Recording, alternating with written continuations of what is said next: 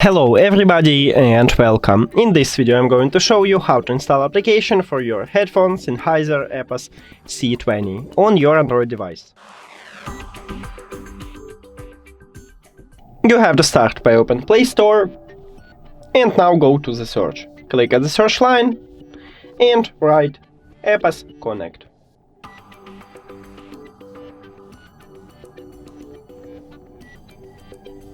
Now search. And you should install this application. I agree, then you can uncheck it if you don't need it and continue. Grant, hello, continue.